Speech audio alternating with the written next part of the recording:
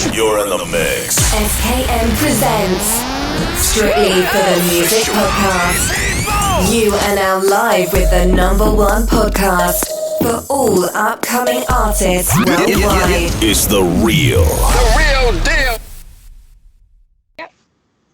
Welcome back, ladies and gentlemen, to another episode. This is Strictly for the Music Podcast. I'm your host, DJ SKN. The next band I got live and direct is a band from United Kingdom, debuting in 2019, Heart Island, 2020, Bullet, newly released single, Break, 2020. Ladies and gentlemen, with no further ado, let me introduce to you, Odin's Revenge. Hey, what's up? Thank you guys for coming through. I appreciate everything. So let's get right into it. Describe your music from the beginning, how the band formed. What was the debut like, and take it from there. Oh gosh, we formed a long time ago. It started with just me and the lead guitarist. We got together and started writing music in 2019, I think it was. Yeah, 2019. We've had a few sort of setup changes since then, but we finally sort of got together as we are. Was it 2020? Yeah. 2020. Yeah. Tam joined the band. We kind of got cemented, started getting our full set together. Since then, we've recorded 3 tracks. We've got loads more tracks coming out soon. Well, once this lockdown's over and we can get back into the studio anyway. Our music, I'd say, is rock with metal influence, quite like heavy rock with metal influence. It's a bit of everything. I think it's like there's no kind of one genre that you can put us in.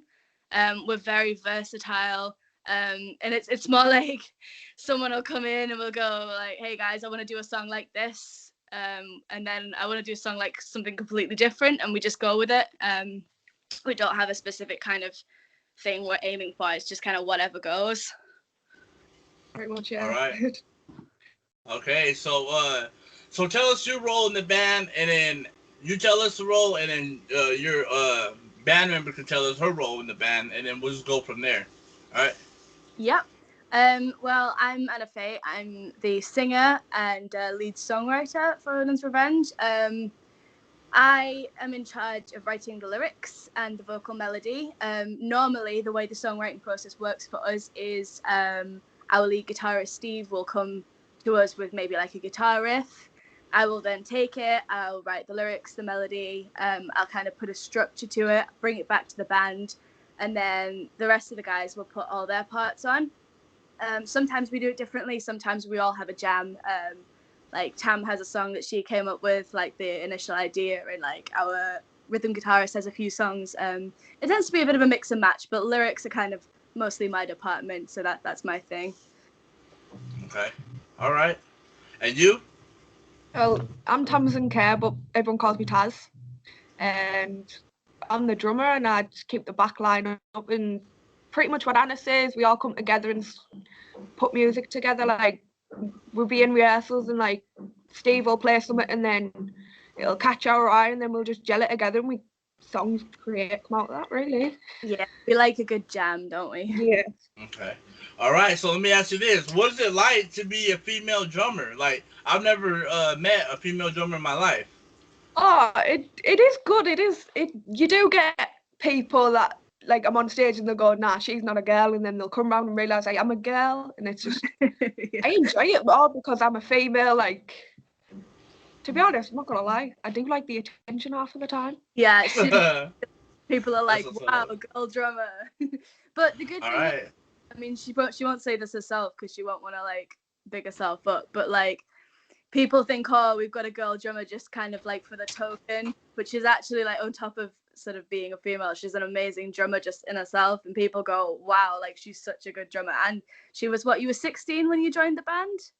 Yeah, and like she picked up the songs like that, and yeah, she's a really credit to a band. Okay. All right, so let me ask you this.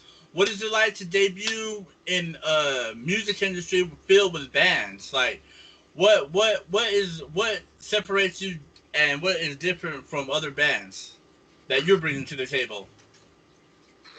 It's it's pretty difficult in this whole industry, as you probably will know as a music blogger. But it's really tough because there are so many people trying to do what we're doing.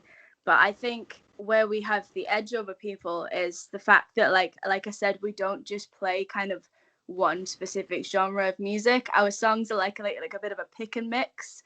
I think with us, you can guarantee there's like something for everything. As long as you like rock music in general, I think you'll like at least one of our songs. Okay. All right. All right. That's dope. All right. So what was it like growing up in United Kingdom, and what was your music influence growing up? Pam, do you want to go first? Well, pretty much, I was 3-year-old and I was sat watching Phil Collins in bed with my mum and dad and blurted out I wanted a drum kit because my dad was a drummer and I never knew this. And a couple of months before Christmas, I asked him if he was getting me it. He got me a fully grown kit, and then it's pretty much how it started. Then Phil Collins and Cosy Powell's my most into like in my world. I watched them and it's just, yeah. If it wasn't for Phil Collins, I wouldn't have started playing. Okay. And you? Well, I had a very different upbringing. I was raised by my mum, who is a big conservative Christian kind of. She listens to Barbra Streisand, and she's very kind of. Well, she's not into rock music, put it that way. I didn't have the internet till I was 16. I didn't really discover rock music till I was 17, and I went to college. And then as soon as I started hearing kind of, let me think, who did I hear first? Oh, my mind's gone blank. Just stuff like Maiden and things. Like I'd never heard of I'd obviously heard of Iron Maiden, but bands like that. And then I got to college and heard them, and I was like, wow, this is what I want to listen to. Like this is the stuff that I love. And from then on, I've just been into sort of rock music, metal music.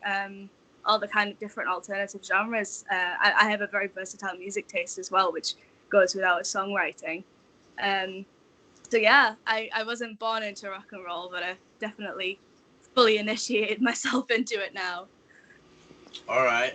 So let me ask you this: what are the biggest struggles of being the songwriter and being able to put the melody and the lyrics together? Like, what are the biggest struggles to songwriting? I'd say writer's block is probably one. You know, when the guys come up with something really cool and they're like, Anna, please, can you just put a melody and some lyrics to it? And I take it home. I'm like, yeah, I'm gonna work on this. It's gonna be awesome. And then I open it up and I'm like, I got nothing. And then I'll be stuck there for 3 days, 3 weeks. You know, you never know. And then suddenly it'll hit me. It always hits me eventually, but it sometimes takes a long time. Like the second and third verses of Heart Island, I actually wrote in the car on the way to the recording studio. It took me that long for them to suddenly come to me. And then I was like, oh my goodness, I got to write this down now. And then it worked out really well in the end. Okay. All right. So let's talk about the first debut, Heart Island.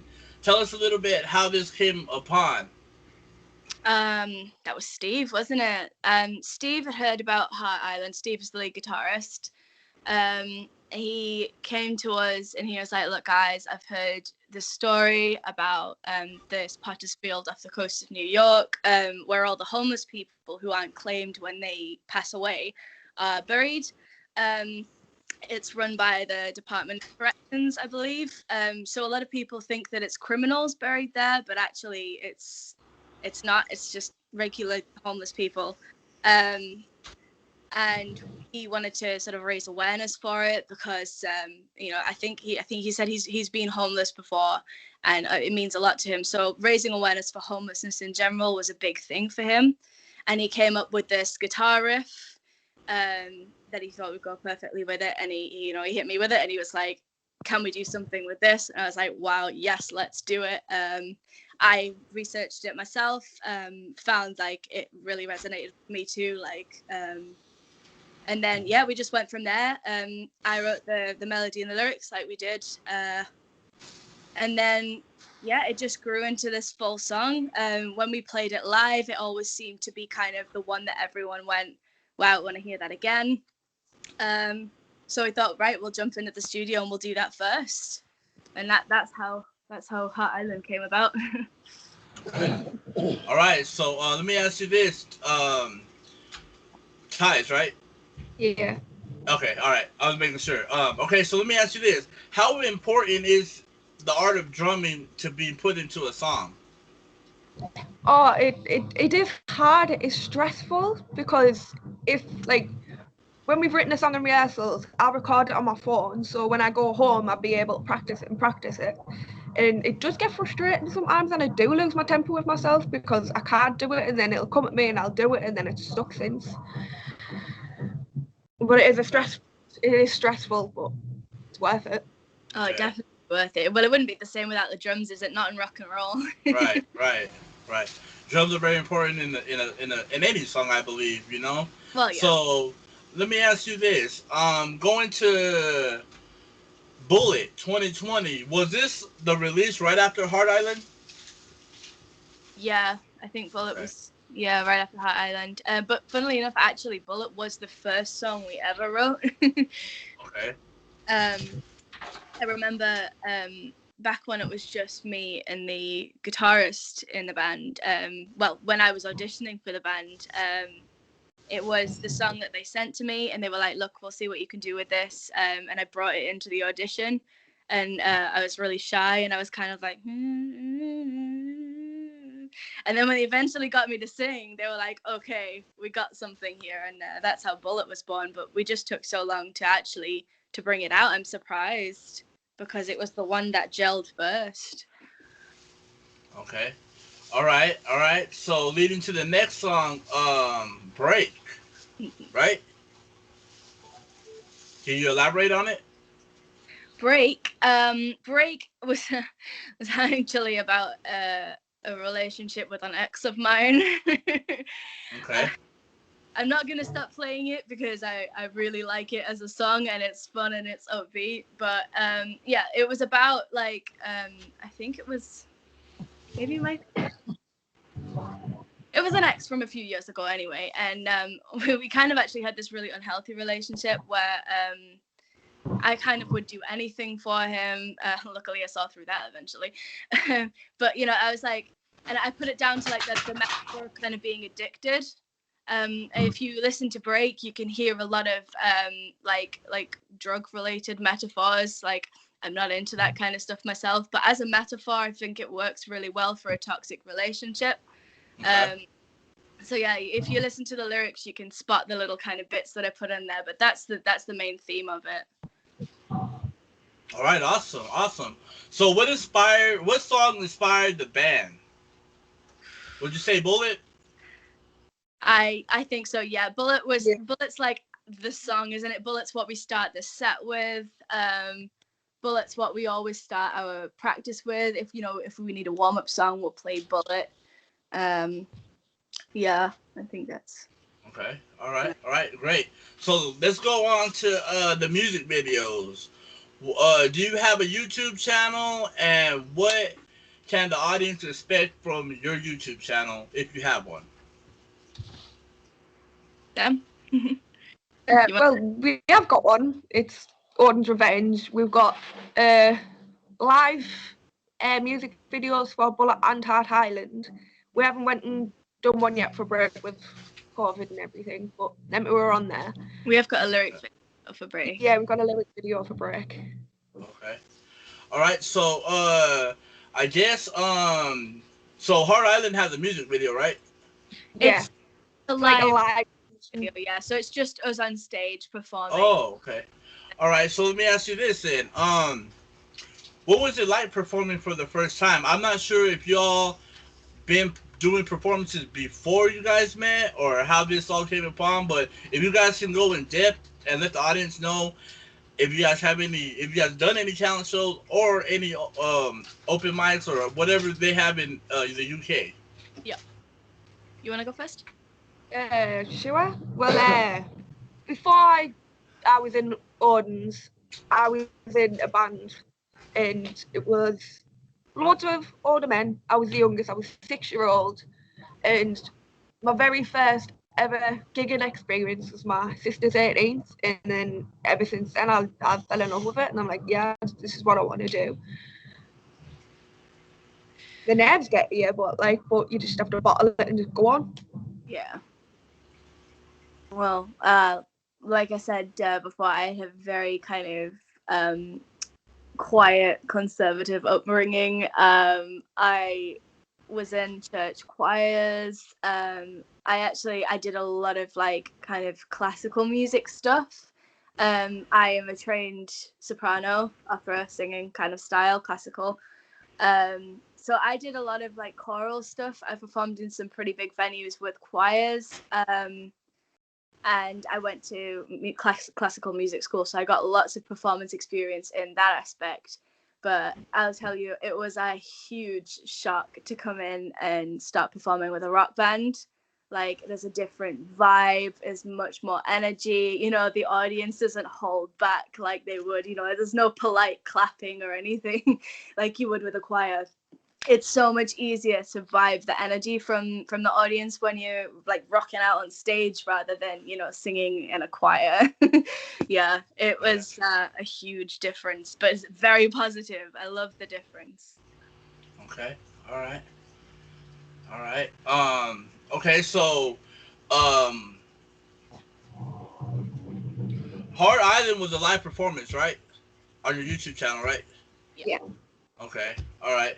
So what is it like being booked for different venues and being able to perform your songs in front of, I mean, the whole crowd and everything? Like, I mean, what is the process of that?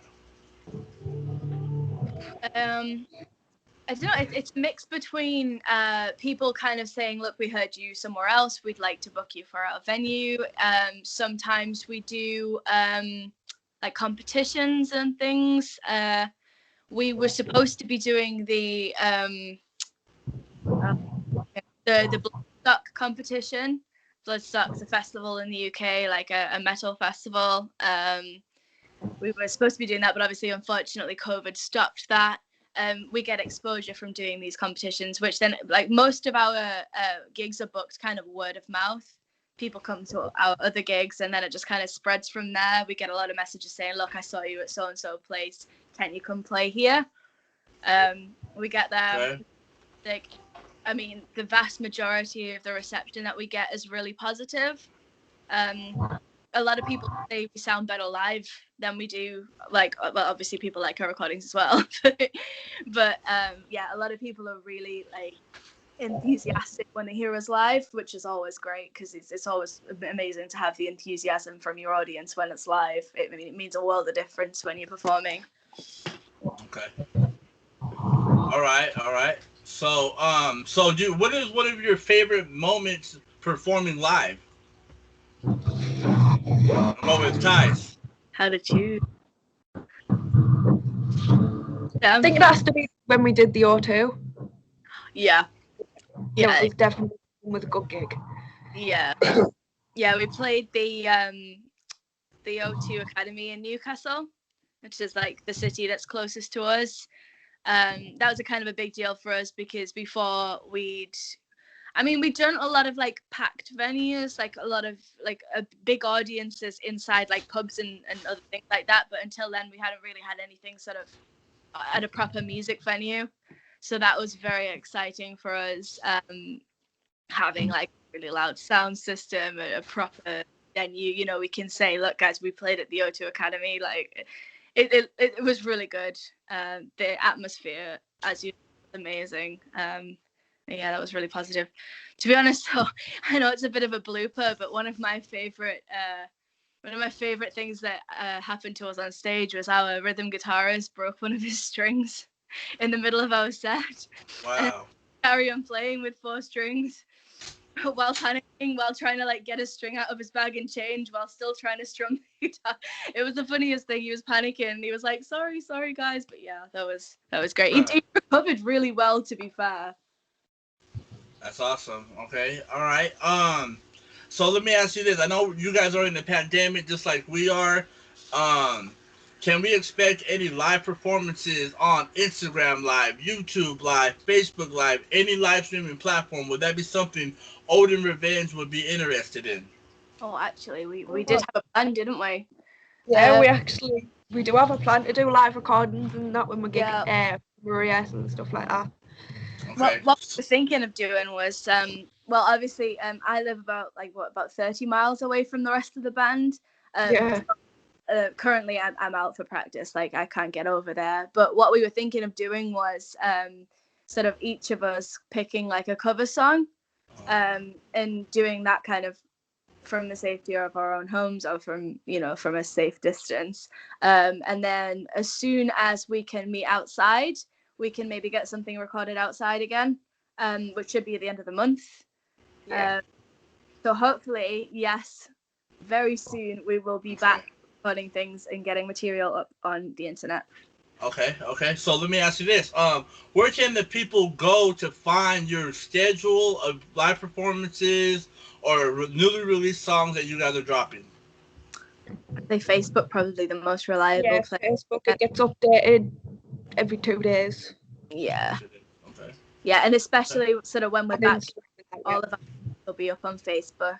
You'll be able to see gigs, anything that we record. We typically sort of Facebook is the place where we announce everything first. So yeah, if you want to hear like sort of keep up to date with our info, definitely Facebook is the place to go. Yeah. Okay. All right. Great. So let me ask you this: if you could open up for any band, dead or alive, who would it be and why? Oh, that is really difficult. I think me and Anna have different ideas on this one. Definitely, yeah. You go first. Iron Maiden. I'd love to open up for them. Yeah, that'd be pretty cool. So one of the members of Iron Maiden actually lives in my town. Before the coronavirus, I'd seen him in the coffee shops and something somewhere, but always been too shy to say hi to him. Okay, so Iron Maiden, right?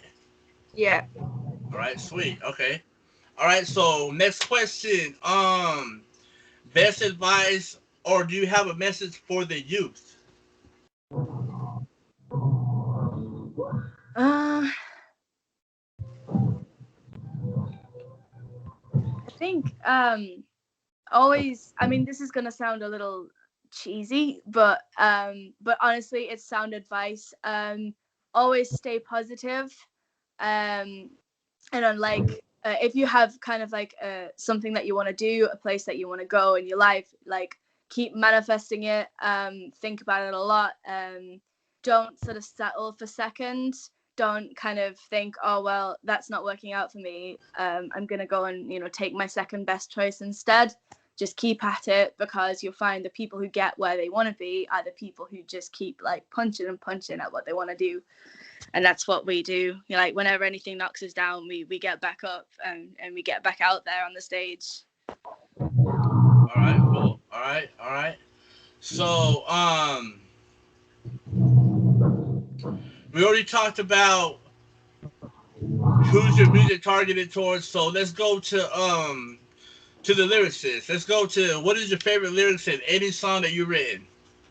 Any song that, that's difficult. Right, I'm stuck between two. I have two different like styles of writing when I write lyrics. It tends to be either like kind of like airy-fairy philosophical stuff that you might or might not understand. Sometimes I don't even understand it. And then there's the kind of like the lyrics with attitude, the more like down-to-earth lyrics, like lyrics in Break are more like that. Whereas we've got another song called Absolution, which is really sort of airy-fairy. So from there, I like let me think. I have severely awful memory even for things I wrote myself.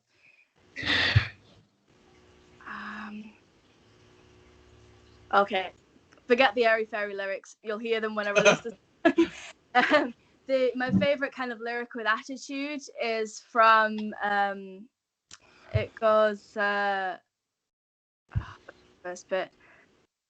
Just like a two-liner. It's I'm a Disney princess moonlighting as a bad bitch. I like that. Yeah. It really sums up my character, because like kind of by day I'm quite sweet and upbeat and sort of, you know, kind of not what you'd expect, but when I get on stage, my stage persona is very confident, very like I'm gonna take control, and I'm gonna own these lyrics kind of thing. So I think that the two sides of that lyric really just sum me up as a person.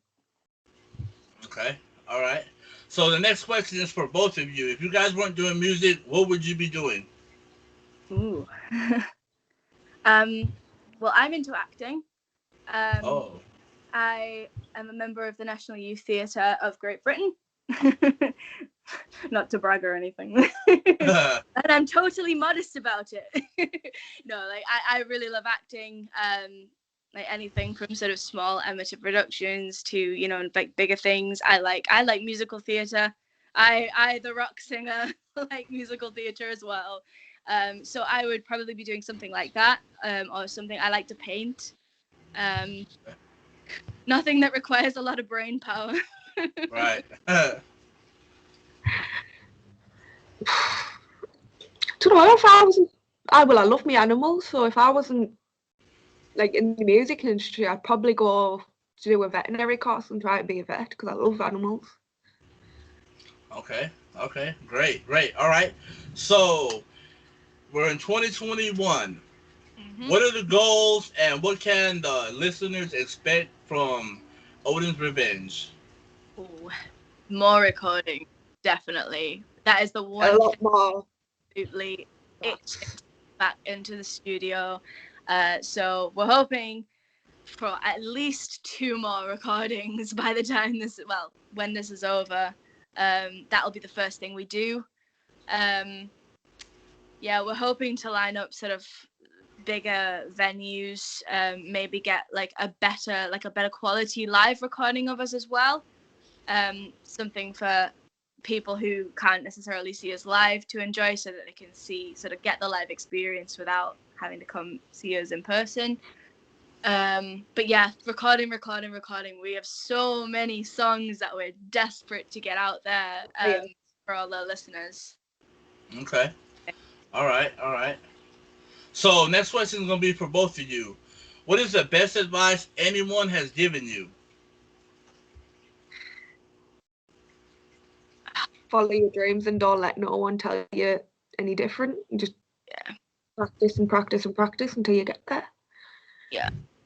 Mine's probably like stop trying to be someone to please everyone else.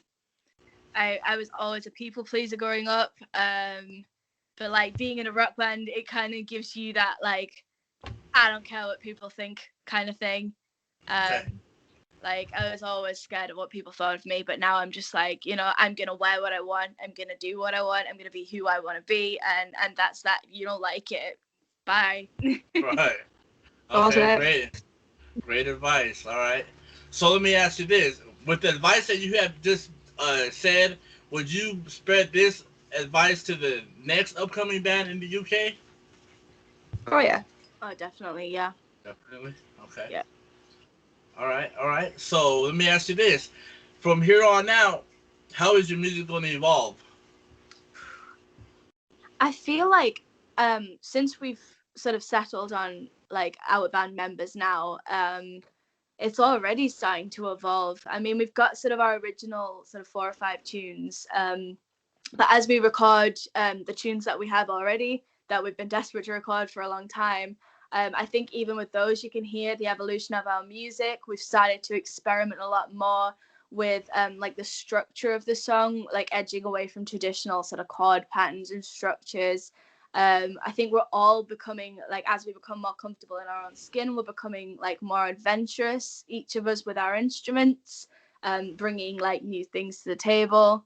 I know my range has expanded like crazy expanded since I started singing in the band. We have a song called Absolution, which used to absolutely like kill my vocal cords, and now it's not even a stretch. Like, I'm so excited, like personally I'm so excited to see how much further I can expand my range. I know that's my view as a singer, and I feel like it would be the same sort of for other people and their personal instruments. Pretty much the same. Like, since I've joined Odin's, I've went from a great drummer to a better drummer, and then I just keep evolving. Like, we'll go to a gig and we'll watch another band, and then I'll see a drummer do something, and then I'll come to rehearsals and I'll do exactly the same thing that works. Yeah, that's a good thing. Like, never be afraid to listen to like your peers.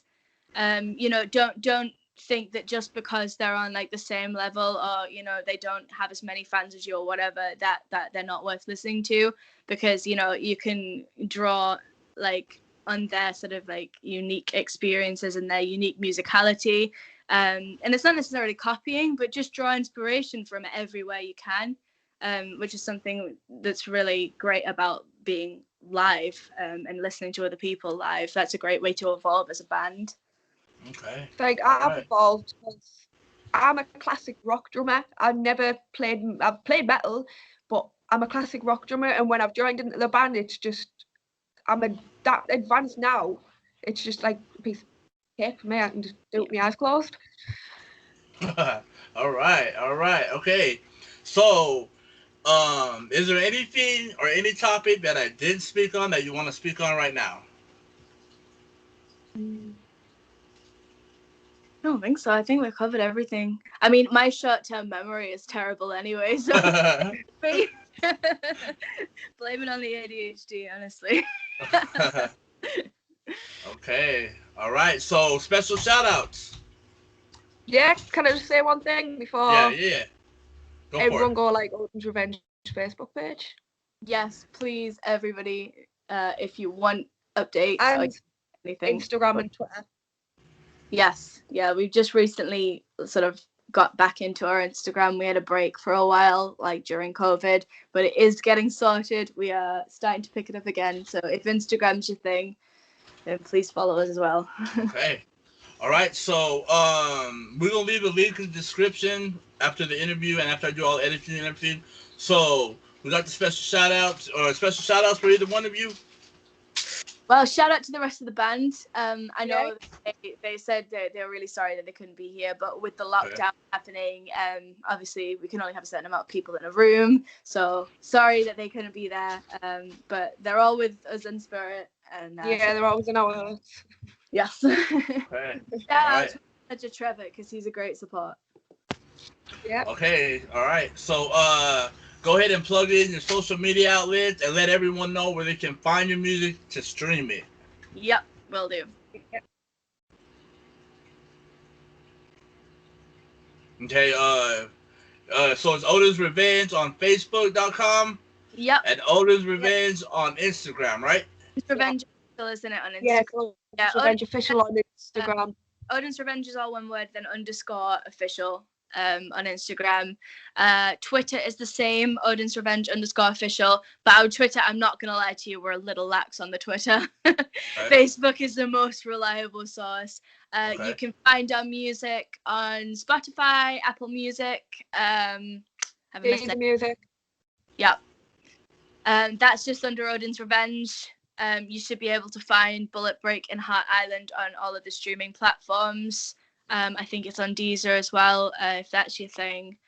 Have I missed any? And of course, YouTube. I think, are we just Odin's Revenge on YouTube? I think we are, yeah. It's just Odin's Revenge on YouTube, yeah. Yep. All right. So I forgot one question. Any merchandise? You guys have any merchandise for the audience or any listeners that probably tune into your music that would probably want to purchase it? We've sold out at the minute, but we've got a lot, loads on order at the moment. So as soon as they come round, very shortly. Just keep your eyes peeled on the Facebook group. Oh, Facebook. You know, Okay. get more, it will be updated on the Facebook. We'll probably set up some sort of online shop where people can order. We'd be happy to post them obviously out, because it's kind of difficult for anyone, especially if you're overseas. You know, I'm sorry, but I'm not going to take a plane to deliver it personally. Right. But yeah, the delivery will be available. That's not a problem. Okay, ladies and gentlemen, there you go. Odin's Revenge. This is Strictly for the Music Podcast.